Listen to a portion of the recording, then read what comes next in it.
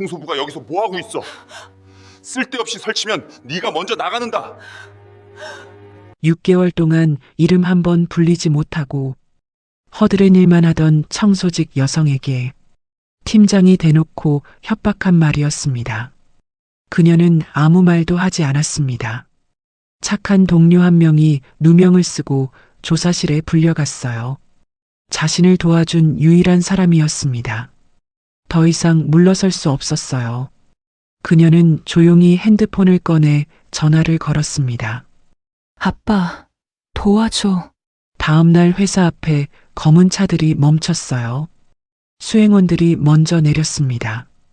그리고 한 남자가 천천히 로비로 걸어 들어왔어요. 그 남자는 마피아 조직 전설적인 고문 변호사였습니다. 허드렛 일을 시키고 협박했던 청소직 직원의 정체가 무엇인지 지금부터 시작합니다. 사연 시작 전 구독, 좋아요 눌러주시고 어디서 듣고 계신지 댓글 남겨주세요. 마음으로 찾아가 감사 인사 전하고 싶습니다. 청소하는 사람이 여기서 뭐 하는 거예요? 빨리 나가요. 관리지원팀장 강도겸의 말이었습니다. 회의실 문을 열다가 유혜령과 눈이 마주치자마자 나온 말이었어요. 뒤에 직원 2명이 따라오고 있었는데 도겸은 그 앞에서 목소리를 낮추지 않았습니다. 혜련은 걸레를 들고 복도 쪽으로 나왔습니다. 도겸은 이미 그녀를 잊은 것처럼 직원들과 이야기를 이어갔어요. 혜련이 이 회사 미화직으로 들어온 건 반년이 조금 지났을 때였어요. 서울 중심가의 대형 물류기업이었습니다. 건물이 컸고 직원도 많았어요. 그만큼 청소 구역도 넓었고 하루 종일 움직여야 했습니다. 혜련은 그게 오히려 좋았어요. 몸을 쓰면 다른 걸 생각할 시간이 없었으니까요. 회사 사람들에게 혜련은 그냥 청소하는 사람이었습니다. 이름을 부르는 사람이 없었어요. 눈을 마주치는 사람도 많지 않았습니다. 엘리베이터에서 마주치면 모른 척하고 복도에서 마주치면 비켜서기를 기다리는 사람들이었어요. 혜련은 그 시선들에 익숙해져 있었습니다. 익숙해지는 게 목표이기도 했어요. 스스로를 드러내지 않는 것, 그게 혜련의 원칙이었습니다. 왜 그렇게 사는지를 알아야 이해할 수 있는 사람이었어요. 혜련의 아버지는 라비에르 단테였습니다. 이름만 들어도 아는 사람은 아는 유럽 범죄 조직 여러 곳을 상대해온 전설적인 고문 변호사였어요. 범죄자는 아니지만 범죄 세계의 법과 협상을 다루는 사람이었어요. 국가기관조차 쉽게 건드리지 못한다는 말이 돌 만큼 차갑고 치밀한 인물이었습니다. 혜련은 그 세계에서 자랐어요. 보통 아이들이 자라는 방식이 아니었습니다. 언제나 조심해야 했고 누구를 믿을지 늘 계산해야 했어요. 말 한마디도 그냥 할 수 없었고 주변 사람이 어떤 의도로 다가오는지를 항상 읽어야 했습니다. 그렇게 자라면 어른이 됐을 때 2가지 중 하나가 됐어요. 그 세계에 완전히 들어가거나 아니면 완전히 도망치거나요. 혜련은 도망치는 쪽을 택했습니다. 6년 전의 일이었어요. 모든 연락을 끊었습니다. 이름도 바꿨고 도시도 바꿨어요. 흔적을 지우면서 살아왔습니다. 지금 이 회사에서 혜련을 아는 사람은 아무도 없었어요. 본명도 가족도 어디서 자랐는지도 아무도 몰랐습니다. 그냥 청소하는 사람으로만 알고 있었어요. 혜련은 그게 좋았습니다. 하지만 그 조용한 삶 안에서도 혜련의 눈은 멈추지 않았어요. 누가 늦게까지 남는지, 누가 거짓말을 하는지, 누가 사람을 함부로 대하는지 자신도 모르게 보고 있었습니다. 오래 그렇게 살아왔으니까요. 도겸은 그 중에서도 유독 눈에 들어오는 사람이었어요. 청소 업무 외에 허드렛 일을 당연하다는 듯 시켰어요. 심부름을 보내고 사무실 물건을 옮기게 하고 다른 직원들 앞에서 혜련에게 반말로 지시를 내렸습니다. 동료 직원들은 그 장면을 봐도 말리지 않았어요. 도겸이 무서웠거든요. 혜련은 그 모욕들을 참았습니다. 마음속에서 하나의 원칙만 붙들면서요. 이번에는 끝까지 버틴다. 어떤 일이 있어도 도망치지 않는다. 그게 전부였어요. 대부분의 직원들이 퇴근하고 난 뒤였어요. 혜련은 사무실 정리를 하고 있었습니다. 책상 위를 닦고 쓰레기통을 비우고 폐기 문서 상자를 처리하는 작업이었어요. 상자 하나가 복사실 옆에 놓여 있었습니다. 폐기 도장이 찍혀 있었어요. 혜련은 상자를 들어 카트에 올리려다가 뚜껑이 열린 채 종이들이 삐져나온 걸 봤습니다. 떨어진 종이를 집어서 상자에 넣으려는 순간 눈이 멈췄어요. 그냥 정산표처럼 보였습니다. 하지만 숫자가 이상했어요. 혜련은 잠깐 그 자리에 서서 다시 봤습니다. 하청업체 비용과 지급 내역이 나와 있었습니다. 그런데 두 숫자가 맞지 않았어요. 세 개의 업체에 각각 지급된 금액이 계약 단가와 달랐습니다. 보통 사람이었다면 그냥 넘겼을 거예요. 하지만 혜련은 보통 사람이 아니었습니다. 어린 시절부터 아버지 밑에서 수없이 많은 계약서와 법률 서류를 봐왔어요.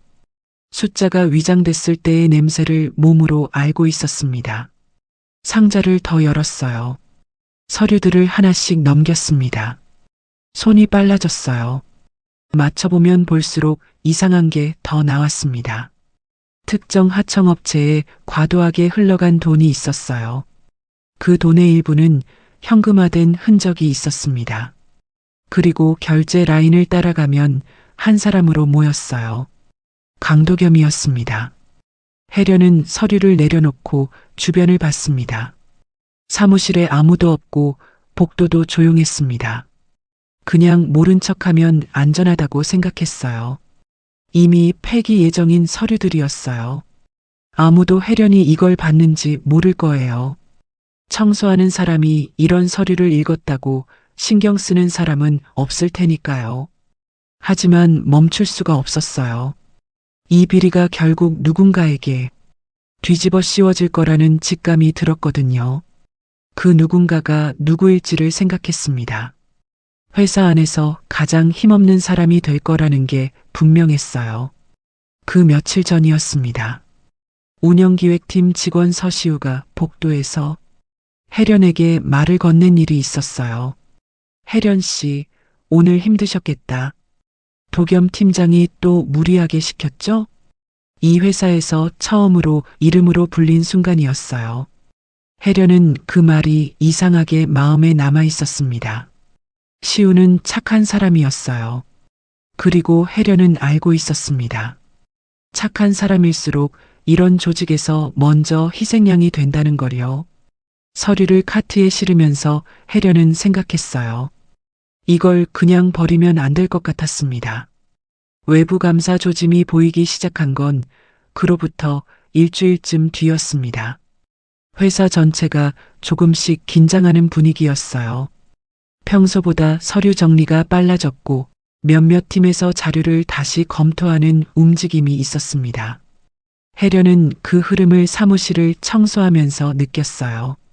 그리고 도겸의 움직임이 달라졌습니다. 전보다 더 빠르게 움직이고 더 자주 사무실 밖으로 나갔어요. 측근 직원들과 짧게 이야기를 나누다가 혜련이 가까이 있으면 멈추기도 했습니다. 혜련은 그 장면들을 보면서 도겸이 무언가를 준비하고 있다는 걸 알았어요. 그리고 며칠 뒤 퇴근 무렵이었습니다. 혜련은 탕비실 옆 복도를 청소하고 있었어요. 안쪽 소회의실에서 도겸과 측근 직원이 이야기하는 소리가 들렸습니다. 문이 완전히 닫히지 않은 채였어요. 서시우는 어차피 야근이 많고 서류 접근 권한도 있으니까 거기로 연결하면 자연스럽다. 도겸의 목소리였어요. 그 친구 성격이 워낙 조용해서 크게 대응 못할 거예요. 측근이 말했습니다. 그래. 아무것도 모르는 사람처럼 보이는 게 오히려 이런 데서는 불리해. 혜련은 그 자리에서 움직이지 못했어요. 자신에게 이름으로 말을 건넨 유일한 사람이었어요. 아무 이유도 없이 표적이 됐고 그것은 조직 안에서 힘없는 사람을 방패로 쓰는 전형적인 방식이었습니다. 다음 날 감사팀이 시우를 불렀어요. 혜련은 그 장면을 복도에서 봤습니다. 시우는 당황한 표정으로 따라가면서도 왜 불리는지 모르는 것 같았어요. 감사팀 조사가 시작됐습니다. 시우는 억울함을 호소했지만 회사는 정황상 의심된다는 말로 압박했어요. 혜련은 서류를 확보해서 시우에게 먼저 알려주려 했지만 이미 한 발 늦었습니다. 감사팀이 먼저 움직인 것이었어요. 그날 퇴근 무렵 도겸이 혜련에게 다가왔습니다. 혜련 씨, 쓸데없이 설치면 내가 먼저 나간다.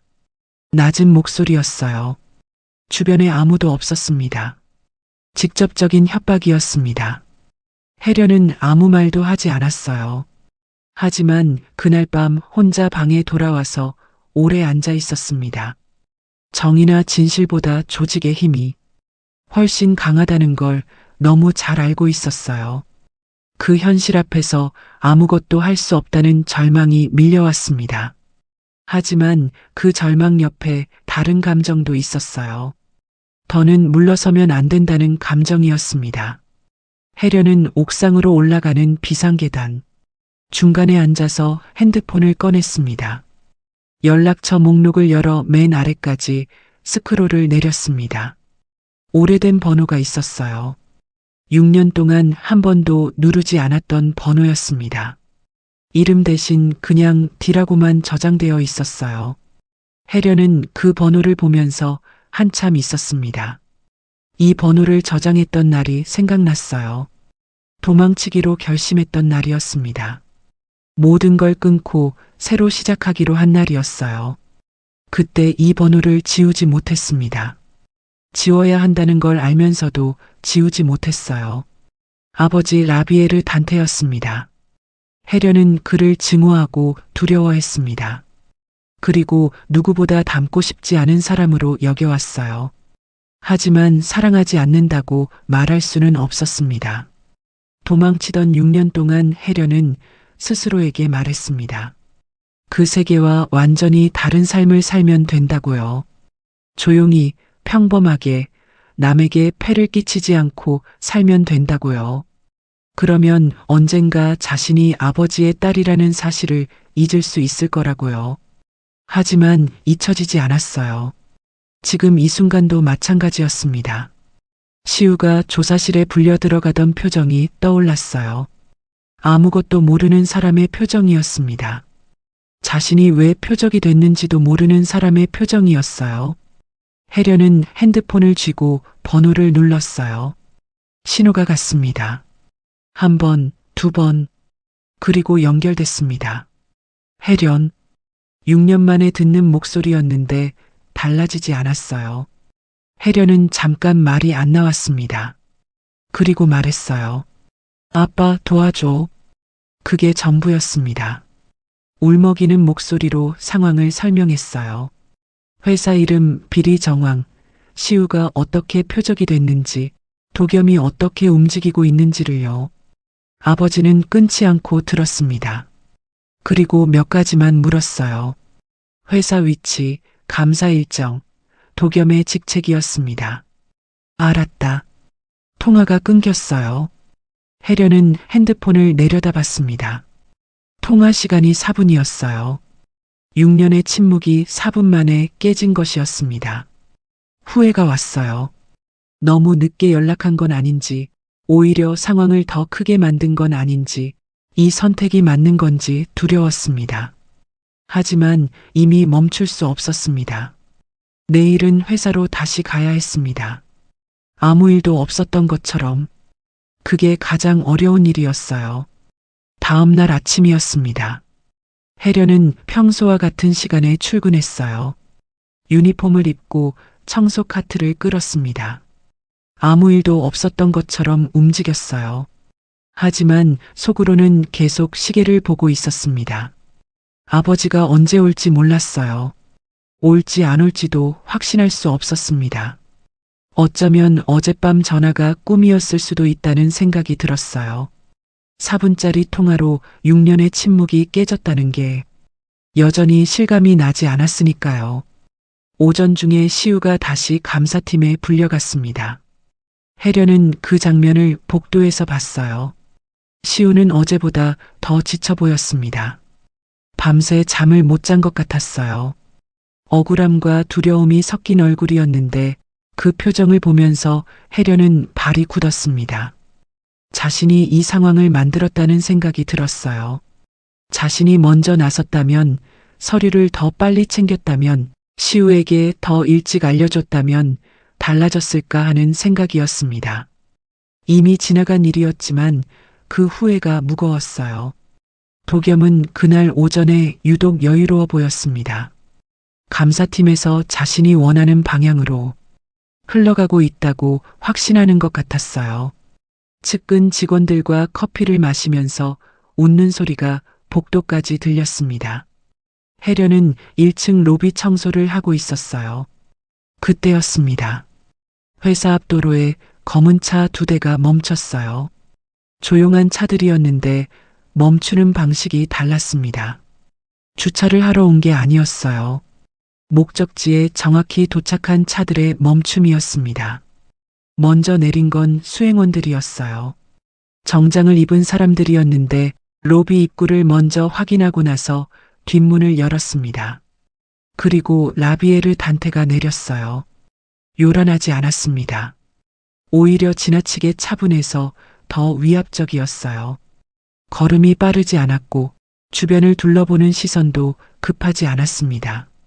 그냥 자신이 있어야 할 곳에 온 사람의 움직임이었어요. 로비 공기가 달라졌습니다. 안내 직원이 먼저 알아챘어요. 무언가 범상치 않다는 걸 느낀 것 같았습니다. 수행원이 다가와서 짧게 말했어요. 회사 대표와 면담이 있다는 것이었습니다. 혜련은 카트를 세웠습니다. 아버지가 로비 안으로 들어오는 걸 봤어요. 그리고 아버지의 시선이 혜련을 찾았습니다. 넓은 로비에서 청소 유니폼을 입은 딸을 찾는데 오래 걸리지 않았어요. 두 사람의 눈이 마주쳤습니다. 아버지는 아무 말도 하지 않았어요. 표정도 달라지지 않았습니다. 하지만 혜련을 향해 짧게 고개를 끄덕였어요. 혜련은 숨을 들이켰어요. 회사 대표 체린도가 내려와 라비에르에게 인사를 건넸어요. 라비에르는 짧게 받았습니다. 그리고 말했어요. 지금부터 이 회사에서 무슨 일이 있었는지 직접 듣겠습니다.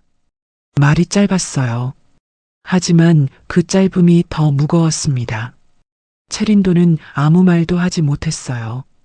도겸이 2층 복도에서 내려다보고 있었어요.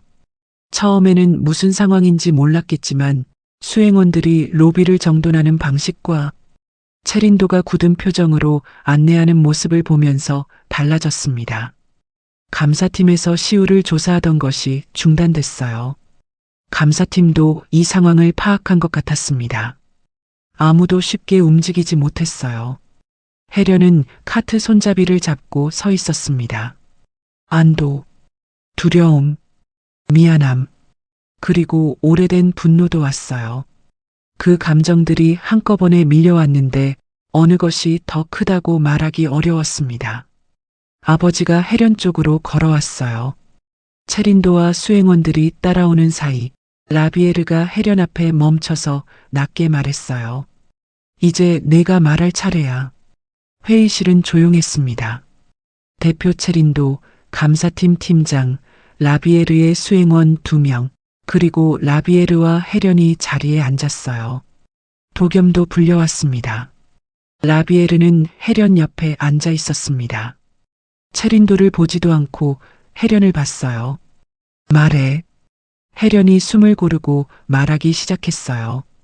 언제부터 이상함을 느꼈는지였습니다. 폐기 문서 상자에서 서류를 봤던 날부터 시작했어요. 숫자가 맞지 않았던 것, 하청업체 지급 내역과 계약 단가가 달랐던 것, 결제 라인이 한 사람으로 모이던 것을 말했습니다. 그리고 도겸과 측근의 대화를 들었던 것을 말했어요.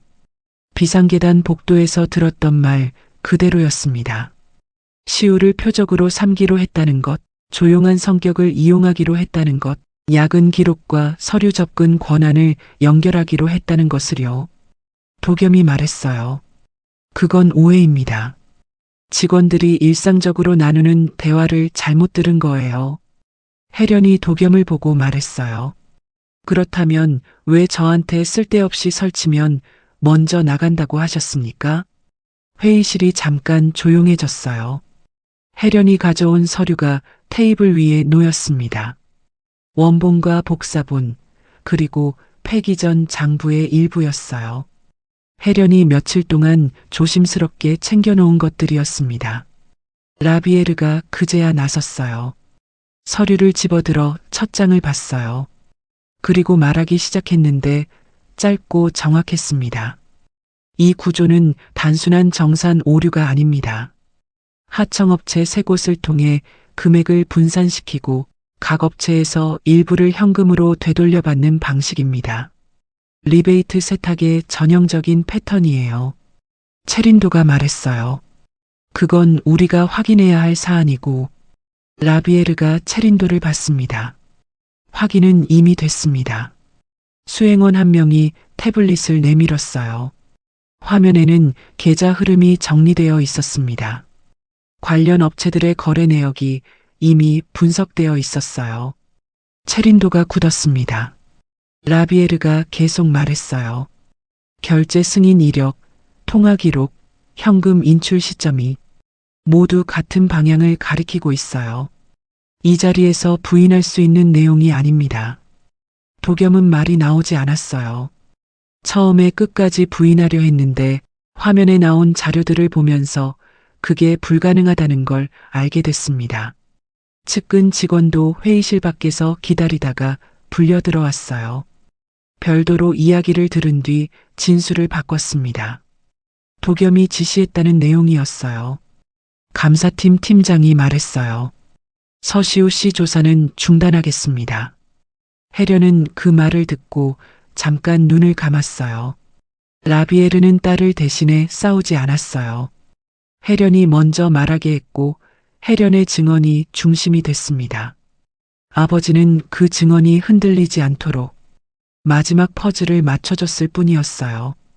그게 이 자리에서 가장 중요한 것이었습니다. 사건이 정리되는 데는 며칠이 더 걸렸습니다. 도겸은 직무정지 처분을 받았어요. 회사는 외부 감사를 받기로 했고 관련자들에 대한 조사가 이어졌습니다. 라비에르의 수행원들은 필요한 자료를 정리해두고 철수했어요. 라비에르도 다시 출국 준비를 했습니다.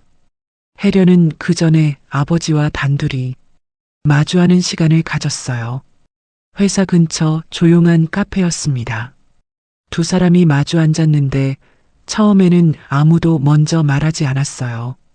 혜련이 먼저 물었습니다. 나는 평범하게 살 수 없는 사람이야? 6년 동안 속으로만 품었던 질문이었어요. 아버지 앞에서는 한 번도 꺼내지 못했던 말이었습니다. 라비에르가 잠깐 커피잔을 보더니 말했습니다. 평범함은 출신으로 정해지는 게 아니다. 내가 어떤 선택을 하느냐로 정해진다. 혜련은 그 말을 들으면서 오래 있었어요. 예상했던 답이 아니었습니다. 아버지는 차갑고 냉정한 사람이었어요. 감정적인 말을 하는 사람이 아니었는데 그 말은 달랐습니다. 짧았지만 달랐어요. 혜련이 말했습니다. 6년 동안 연락 안 했는데 화났어? 라비에르가 말했어요. 화는 아니다. 오래 기다렸다. 그 한마디에 혜련의 눈이 뜨거워졌어요. 참으려 했는데 잘 되지 않았습니다. 라비에르는 그걸 보면서 아무 말도 하지 않았어요. 그냥 커피를 마셨습니다. 두 사람은 그 자리에서 오래 있었어요. 어린 시절 이야기를 했습니다. 혜련이 도망쳤던 이유도 말했어요. 아버지의 세계가 두려웠다는 것, 그 세계에 닮아가는 자신이 더 두려웠다는 것을요. 라비에르는 반박하지 않고 그냥 들었어요. 그리고 말했어요. 나를 닮지 않으려 한 게 잘못이 아니다. 하지만 나를 피하느라 너를 지운 건 아까웠다. 혜련은 그 말이 무슨 의미인지 알았습니다. 스스로를 낮추고 드러내지 않고 없는 사람처럼 살았던 6년이었어요. 아버지의 세계에서 벗어나려고 했는데 그 과정에서 자신도 함께 지워버렸다는 것을요. 카페를 나오면서 혜련은 결심했습니다. 더 이상 자신을 축소하지 않기로 했어요. 아버지의 딸이라는 사실을 숨기는 것과 그 사실 때문에 스스로를 깎아내리는 것은 다른 문제였습니다. 출신을 부끄러워하는 방식으로는 아무것도 달라지지 않는다는 걸 이제는 알았어요. 체린도에게서 연락이 왔어요. 공식 사과와 함께 정규직 전환 제안이었습니다. 혜련은 바로 답하지 않았어요. 며칠을 생각했습니다. 그리고 시우를 만났어요. 당신은 숨을수록 더 눈에 띄는 사람이에요. 혜련이 말했어요. 그게 무슨 말이에요? 조용히 있는데 가장 많이 보이는 사람이라는 거요. 그러니까 이제 굳이 숨지 않아도 될 것 같다는 말입니다. 혜련은 그 말을 들으면서 잠깐 웃었어요. 오랫동안 잊고 있었던 방식으로요. 그리고 정규직 제안을 받아들이기로 했습니다. 몇 달 후 혜련은 청소직이 아닌 사내 운영 지원 정규직으로 일하고 있었어요. 화려한 자리가 아니지만 이번에는 이름이 있는 자리였어요. 명함에 이름이 적혀 있었고 회의의 이름으로 불렸습니다. 회사는 비리 사건 이후 달라지기 시작했어요. 조직 문화를 손보는 작업이 이어졌습니다. 외부 감사 결과가 내부에 공유됐고 관련자들에 대한 처분이 이루어졌어요. 도겸은 결국 회사를 떠났습니다. 혜련은 그 소식을 듣고 특별한 감정을 갖지 않으려 했어요. 복수가 목적이 아니었으니까요. 시우가 억울한 누명을 벗은 것, 그게 혜련에게는 더 중요했습니다. 시우는 이제 혜련 곁에서 자주 이야기를 나눴어요. 혜련이 사람을 너무 쉽게 믿지 못하는 습관이 있다는 걸 시우는 알았어요. 누군가 친절하게 다가오면 이유를 먼저 찾고 뒤에 무언가 있는 게 아닌지를 먼저 의심하는 방식이었습니다. 시우는 그걸 탓하지 않았어요. 그냥 꾸준히 같은 방식으로 대했습니다. 그 꾸준함이 혜련의 습관을 조금씩 풀었어요. 라비에르는 다시 해외로 돌아갔습니다. 가끔 짧은 문자가 왔어요. 잘 지내냐는 말, 식사는 하고 있냐는 말이었습니다. 길지 않았어요. 혜련도 짧게 답했어요. 그게 지금 두 사람이 유지할 수 있는 방식이었습니다. 혜련은 그것으로 충분하다고 생각했어요. 어느 날 혜련은 퇴근하면서 1층 로비를 지나갔습니다. 예전에 청소 카트를 끌고 다니던 바닥이었어요. 고개를 숙이고 지나가던 공간이었습니다. 직원들이 지나가면 비켜서던 자리였어요. 혜련은 그 공간을 천천히 걸었습니다. 변한 게 없이 그대로였습니다. 달라진 건 혜련이었어요. 사람들의 시선도 달라져 있었지만 더 중요한 건 그 시선이 이제 혜련을 위축시키지 않는다는 거였습니다. 혜련은 로비를 다 지나서 건물 밖으로 나왔어요. 저녁 공기가 서늘했습니다. 도시의 불빛이 낮게 깔려 있었어요. 혜련은 마음속으로 말했습니다. 도망치지 않아도 괜찮아. 그 말이 이제는 다짐이 아니었어요. 그냥 사실이었습니다. 혜련은 더 이상 무시받던 청소부도 아니었고 위험한 세계에서 도망친 딸도 아니었어요. 두 삶을 모두 품고 자기 방식으로 앞으로 나아가는 사람이었습니다. 그리고 그 사람의 이름은 유혜련이었어요. 처음으로 그 이름이 부끄럽지 않았습니다.